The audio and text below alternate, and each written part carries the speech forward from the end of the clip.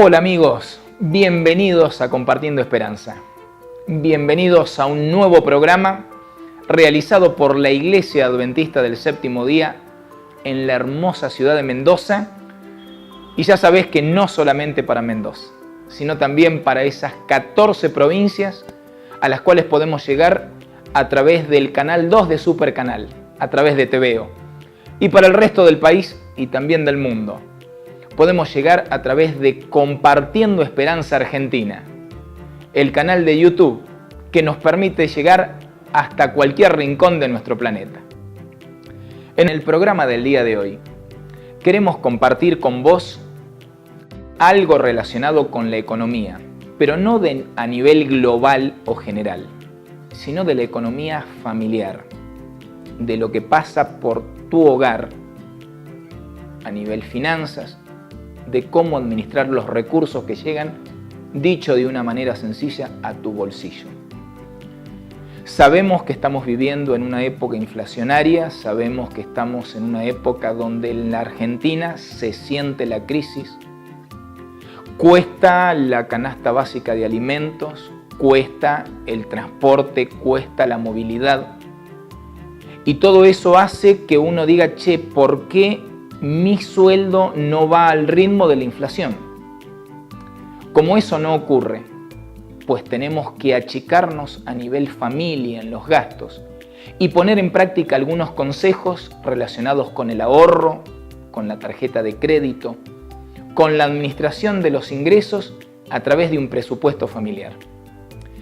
En el programa del día de hoy queremos compartir con vos la charla técnica, pero a su vez bien aplicable, de dos hombres que han estudiado sobre cómo administrar los recursos y las finanzas y van a estar dándonos consejos sencillos para poner en práctica, a fin de que en esta época de crisis, en nuestro hogar, la crisis no se note tanto.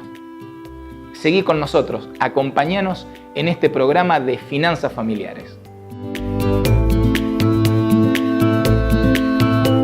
Muy importante esto del ahorro, cualquiera sea el nivel de ingresos que uno tenga, ¿sí? Para eso es importante conocer también lo que uno gana y también lo que uno gasta, ¿no? Es importante hacer un presupuesto de lo que uno cuenta, ¿no? Para las finanzas familiares. Bueno, un presupuesto familiar realmente es importante que una familia planifique su actividad económica. El presupuesto familiar, en realidad todos deberíamos hacer un presupuesto familiar para estar tranquilos con todos nuestros quehaceres, para llegar a fin de mes. Un presupuesto familiar debería planificarse en el hogar, no solamente el matrimonio, sino juntamente con sus hijos. En primer lugar, una parte importante del presupuesto es saber con qué ingresos cuenta la familia. El sueldo del papá, si la mamá trabaja. Hay hogares donde algún hijo trabaja y también se juntan esos saberes. Una vez que la familia tiene definido con qué dinero cuenta, el próximo paso es ver los gastos fijos del hogar. Cuando hablamos de gastos fijos estamos hablando de los impuestos, la mercadería para consumir, la comida. Si por ejemplo los niños están en colegios privados, todo lo que tiene que ver con, como bien lo dice la palabra, gastos fijos. Una vez que en el hogar se definen los ingresos y el gasto fijo, con el remanente se pueden planificar las acciones financieras del hogar. Por ejemplo, si en el hogar se necesita, se rompió la heladera, se rompió, qué sé yo, el lavarropa, nosotros vamos a ver si tenemos capacidad de ahorro en el hogar a través de los ingresos y de los gastos fijos, ese remanente si nos permite adquirir esos bienes de manera al contado o financiado. Una cosa muy importante dentro del presupuesto familiar. Hay un ítem que todos los olvidamos y que debería ser básico en el hogar, es el ahorro. dejar un porcentaje de ese remanente que tenemos entre los gastos fijos y los saberes, tener un ahorro permanente. Y el ahorro es fundamental, como te decía, así gane 100 pesos, es importante destinar una partecita, aunque sea pequeña o muy pequeña, para el ahorro. ¿Por qué? Porque el sacrificio hoy o actual puede traer, o realmente trae beneficios a futuro, ¿no? Porque siempre ocurren imponderables, siempre puede haber alguien que se enferma, un gasto que ocurre de repente, entonces dentro del presupuesto familiar, ese ahorro nos puede salvar de un montón de cosas. Con lo que tiene que ver con cómo ahorrar durante la crisis, y algo bueno, me parece, es no entrar en deudas. No incurrir en deudas te ayuda muchísimo cuando, como te decía, el entorno económico no es favorable, ¿no? Tratar de manejarse con lo que uno tiene y no incurrir en deudas que después nos pueden traer problemas, ¿no?, a futuro. Cuando pagamos el mínimo de la tarjeta de crédito queda un saldo remanente justamente en la tarjeta de crédito, que eso genera intereses que se van a pagar, se van a ir acumulando y se pagan al mes anterior. Los pagos mínimos están dados en las entidades financieras para que el titular de la tarjeta pueda manejar un poquito más su presupuesto familiar. Hoy están muy de moda las tarjetas, ¿no? Y las tarjetas de crédito, como te decía, tienen sus beneficios, tienen sus ventajas, te permiten acceder a cosas que hoy sin efectivo o sin dinero en el momento uno puede acceder a ciertos bienes materiales con la tarjeta de crédito. Si nosotros hacemos una compra en cuotas, generalmente eso se hace porque no se tiene el dinero para pagar el total. De convenir, uno paga intereses con las cuotas. Por supuesto que es mejor pagar al contado, pero esto tiene que ver con la capacidad económica que tiene la gente. El 90% de los argentinos, por no decir más, obtienen sus bienes materiales a través de cuotas. Pero después uno tiene que tener los recursos para poder cubrir esa tarjeta. Si el titular se atrasa en el pago de la tarjeta de crédito, genera un interés punitorio que al próximo mes se carga en el resumen de la tarjeta. Ese es el primer paso en el tema de la mora. Ya que los intereses por pagar un monto mínimo muchas veces, ¿no?, son muy onerosos y en definitiva terminan siendo perjudiciales para las finanzas familiares, ¿no?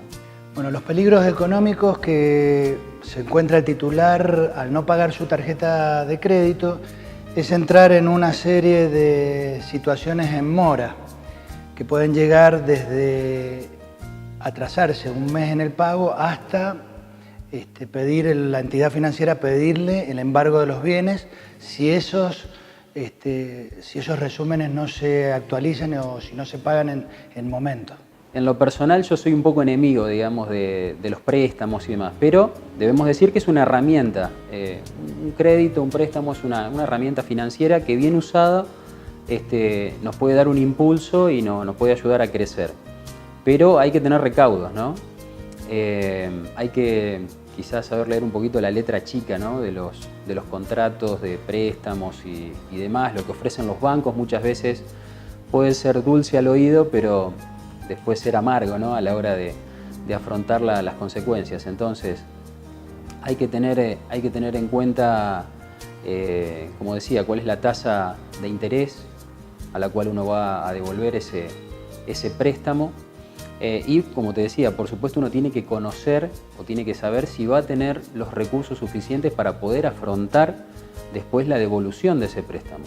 Cuando a un titular, por su situación en demora, le llega una demanda o un pedido de embargo, Ya esa es la instancia final. Han ocurrido muchas cosas antes de pedir el embargo. El embargo es la última instancia legal donde las entidades financieras intentan recuperar el dinero prestado, ya sea en tarjeta de crédito, en préstamos personales, en saldos deudores, en sus cuentas, etc. Creo que algo muy importante es tener a Dios como socio en esto, ¿no? La Biblia nos da muchos consejos acerca de que si uno pone a Dios en primer lugar y bueno, realmente lo pone como su socio, Dios nos bendice, ¿sí? Y podemos, a pesar de las crisis, a pesar de la situación financiera o económica desfavorable, Dios puede darnos recursos donde hoy no los vemos, ¿no? Así que creo que esa es una forma importante. ¿Te diste cuenta que poniendo en práctica algunos consejos es posible lograr que en esta época de crisis nuestros recursos se estiren un poquito más? Vamos a una pausa, enseguida volvemos con más Compartiendo Esperanza.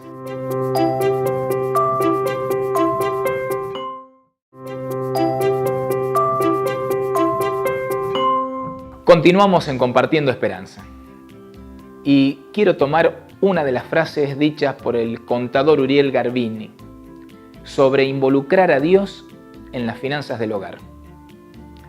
Así como nuestro Dios, el Dios de las Sagradas Escrituras, está interesado en cada aspecto de nuestra vida, también está interesado en la parte financiera y económica que nos toca vivir.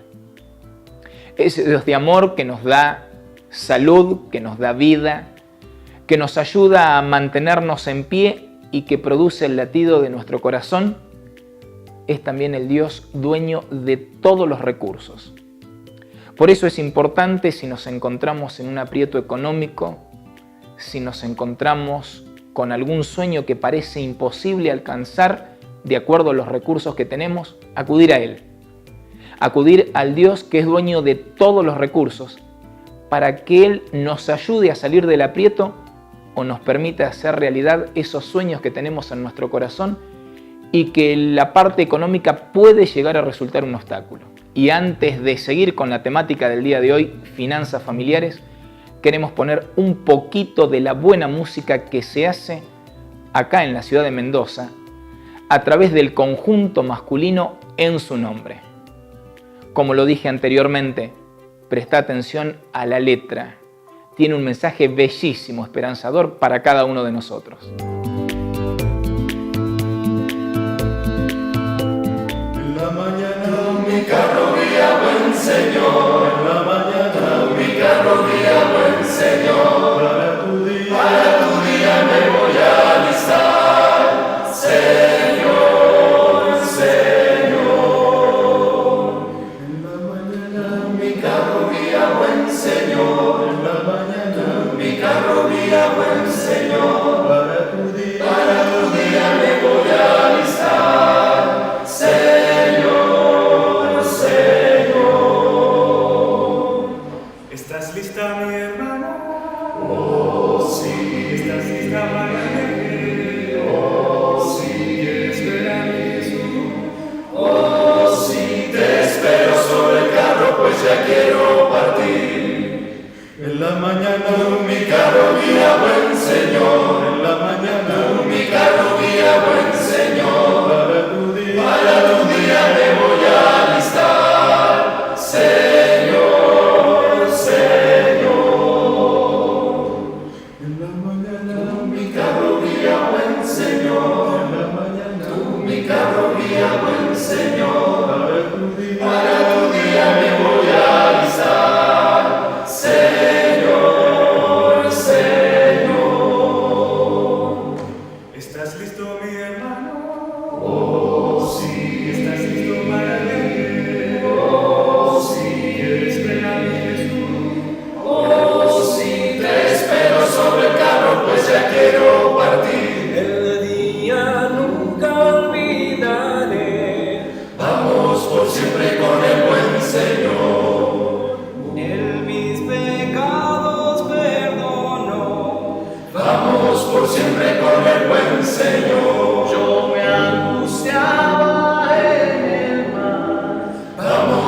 siempre con el buen Señor. Más me salva mi buen Señor. Vamos por siempre con el buen Señor. En la mañana mi carro guía, buen Señor. En la mañana mi carro guía, buen Señor. Para tu día me voy a alistar, Señor, Señor. Con él iré, mi carro guía, buen Señor. Mi carro guía, buen Señor. Con él iré tú, mi carro guía, buen Señor, mi buen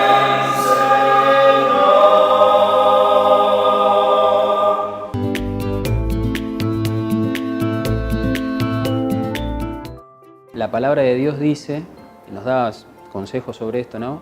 Creo que es en el libro de Romanos, que no tenemos que deberle nada a nadie.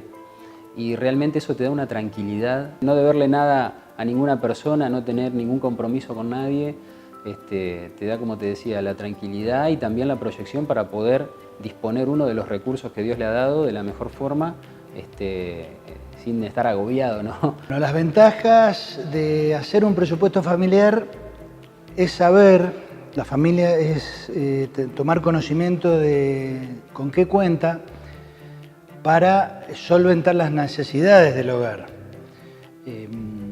Una ventaja importante es planificar para el futuro cuáles son las prioridades que tiene el hogar. Cuando hablamos de prioridades decimos, bueno, yo por ejemplo en mi hogar, con mi señora, vemos las necesidades y les ponemos números a las prioridades. Fijarse metas, ¿no?, de lo que uno quiere y armar un presupuesto familiar, ¿no? Decir, bueno, ya sé de que dentro de un año quiero hacer tal viaje o quiero tener mi primer autito o quiero hacer tal cosa.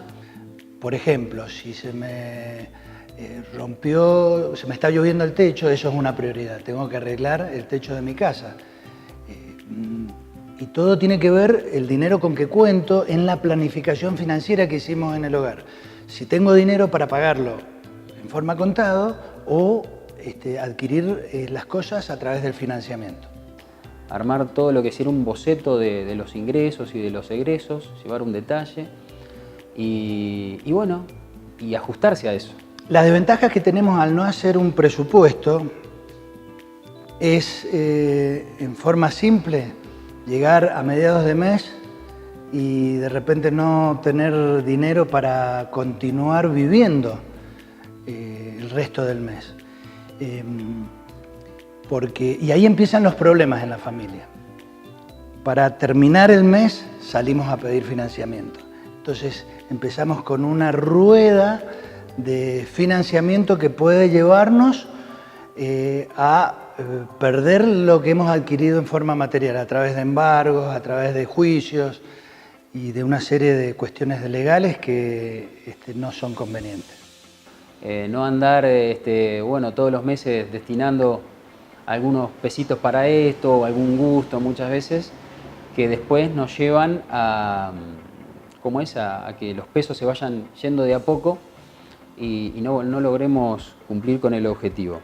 Para tener un equilibrio en el hogar es definir los gastos fijos.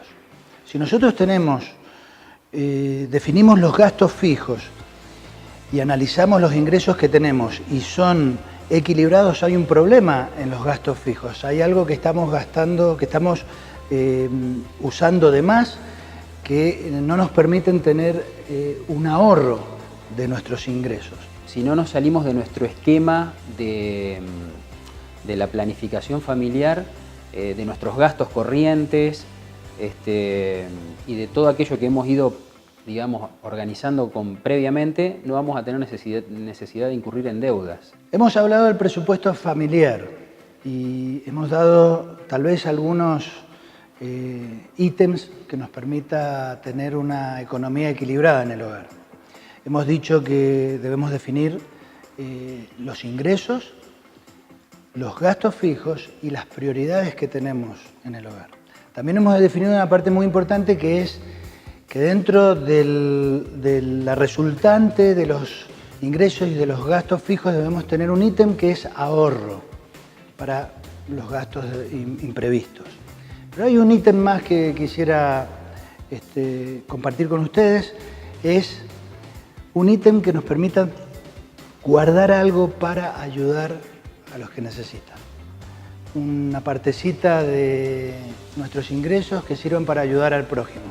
Porque siempre en nuestras casas nos golpean la puerta, hay alguien que necesita una bolsita de arroz, un pedazo de pan, lo que sea.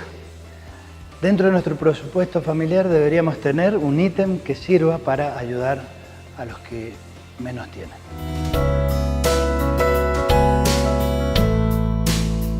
Yendo al cierre de nuestro programa, como lo hacemos en cada Compartiendo Esperanza, quiero leerte el texto bíblico que se encuentra en Eclesiastés, el capítulo 5, el versículo 10, y que dice: quien ama al dinero, de dinero no se sacia. Quien ama las riquezas, nunca tiene suficiente. Cuando nos ponemos a pensar en el dinero, en lo material, en lo económico, nos damos cuenta la gran verdad que transmite este texto bíblico. Nunca nos quedamos satisfechos con lo que tenemos. En realidad, ganar más no es para tener satisfacción, sino para desear un poco más. Y en eso la palabra de Dios intenta darnos el equilibrio para no correr riesgos, para no sufrir, para no sentirnos mal con nosotros mismos y a su vez estar mal con nuestro prójimo. El dinero es importante, lo necesitamos para vivir con dignidad, pero no tiene que ser lo más importante. El texto bíblico nos decía: quien ama el dinero, de dinero no se sacia.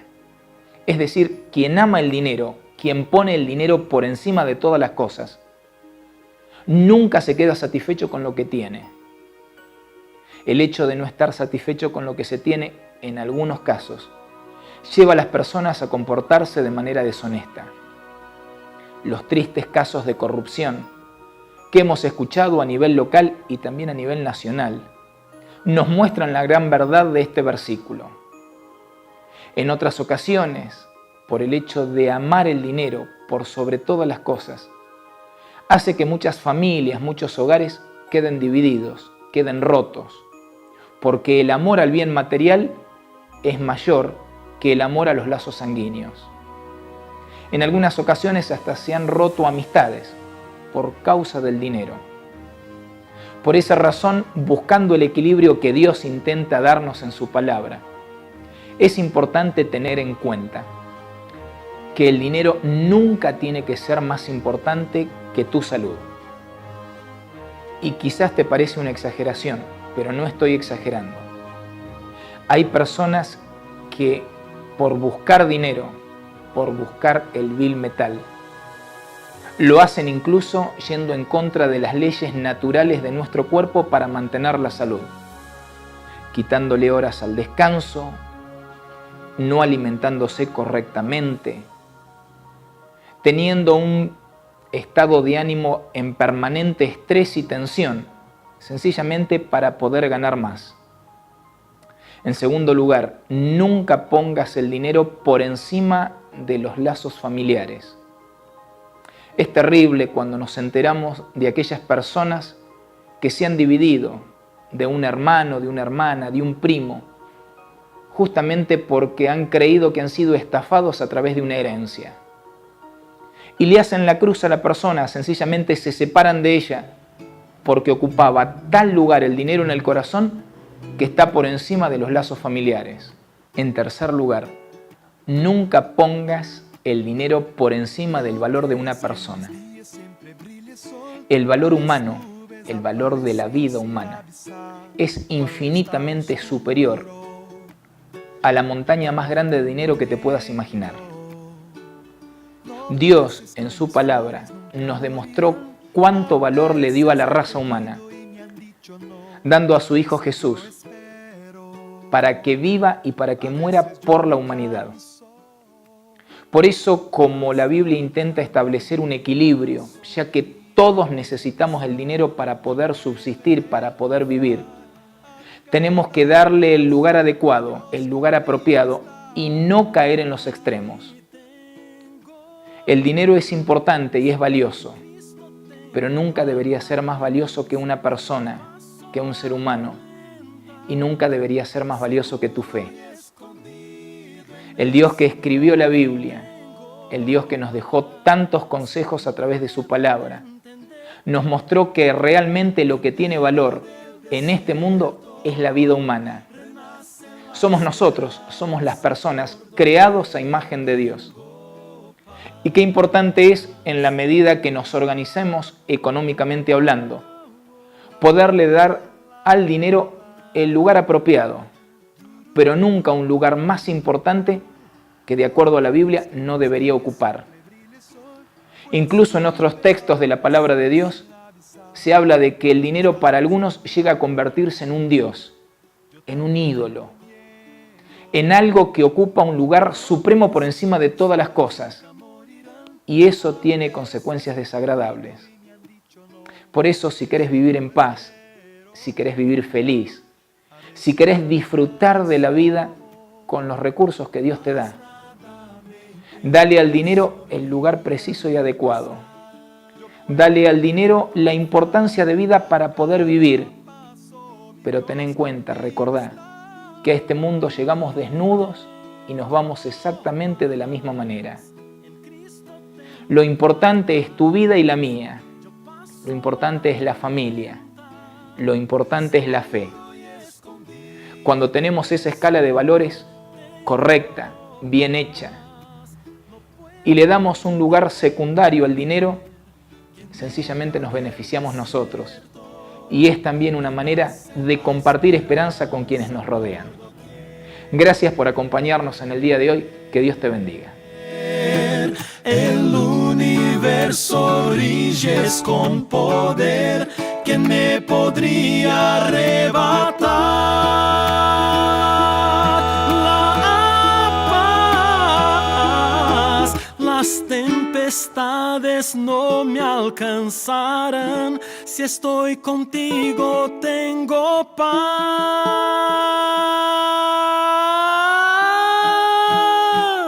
Tengo paz, en Cristo tengo paz. Yo paso la tormenta, seguro y escondido en el Señor.